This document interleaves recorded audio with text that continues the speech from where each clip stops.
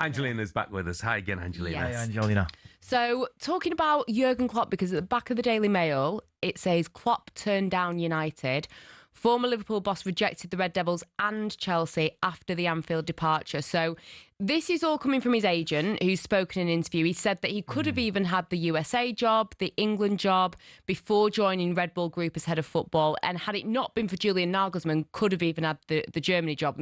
No shocks there with any of that. But even though Klopp has said he wouldn't coach another team in England, he still had offers. Man United and Chelsea deny the agent's claims when they were approached for comments, of course. Absolutely.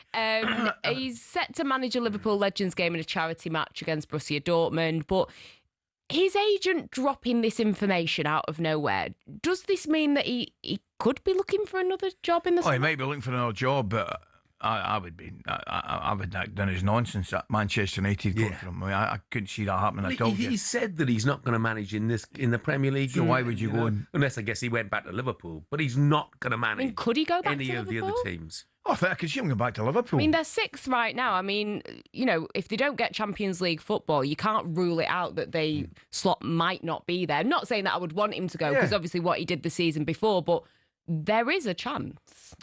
Of course, there's a chance, but I see Liverpool qualifying for the Champions League. I also see them going in a competitive run in the Champions League itself, and I think Arne Slot will be at Liverpool starting next season, and he should be. I think. They say, I mean, his agent says, look, he's moved away from coaching now, and he's said to be very happy with his new role and environment.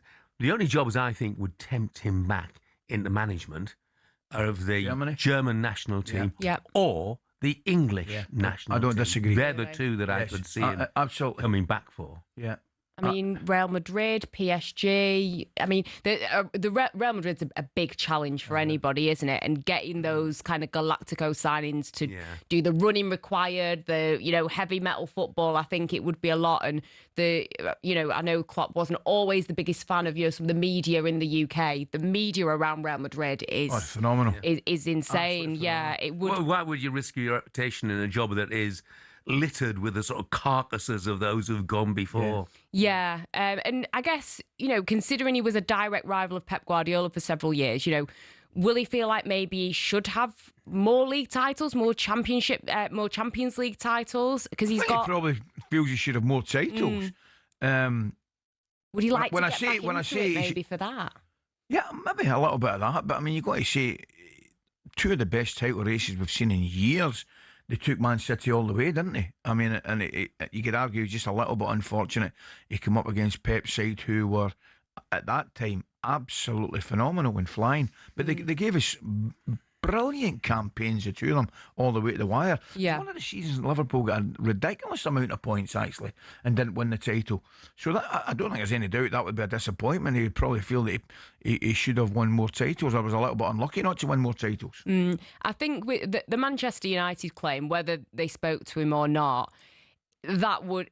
I mean, he's got the keys to the city of Liverpool. What's he going to do? Give him back if he goes to Manchester? Well, that's how I would be staggered if that was the case. Yeah. I don't know if you two are aware, but sometimes you can't believe that everything these agents say, right? No. And I just feel, I mean, Manchester United, yes, they look as though they've turned the acorn at this moment in time. I think he'd do a good job Michael Carrick. Yeah, do a brilliant job wherever he went. I'll ask you something. Are you going to tell me prior to Michael Carrick coming in and the corner be turned a little bit, the majority of Manchester United fans would have wanted the next Liverpool manager, a very successful ex-Liverpool manager, as manager? I think it's split, because I think some Man United fans would have found it hysterical and we've got... On one hand, people would be like, we're getting Liverpool sloppy seconds. Culturally, it's a massive, massive thing. This rivalry with Man United and Liverpool is absolutely huge. Like I say, Klopp's got the keys to the city. He said, I don't imagine that the club will need my help in the future, but if the city needs me, I'm there like a superhero. Yeah. But I think some Man United fans would have found the funny side of it and would have liked to have wound up Liverpool fans about it, definitely. I think he would have done a good job just looking at him as a coach. But I do think that it's one thing, you think about the Michael Owen situation, for example. Players you don't always expect to be that loyal, really. And also he had played for, for other clubs and things. But I think a manager Yeah. is very different than a player. I just think in Jurgen Klopp's case, my initial thought when I saw it was the agent, I thought, is he touting for a job? And then get a bit more thought. I just think that he's had so many highs, not just with Liverpool, but with Dortmund as well. That he probably just doesn't need it anymore, Yeah. He'd walk into a club as one of the best managers in the world right now, though, wouldn't he, after what he's achieved? And I think his agent had said that he's happy to be going down at the moment in history as one of the few coaches who only managed 3 clubs and was never sacked as well. Very true. Yeah. That's one of the reasons I also think, I don't, Jeff kind of hinted at it, I think he'd be probably at this moment in time in his own career and his own life, he'd be more suited to a managerial head coach's job of a country. Yeah. Yeah.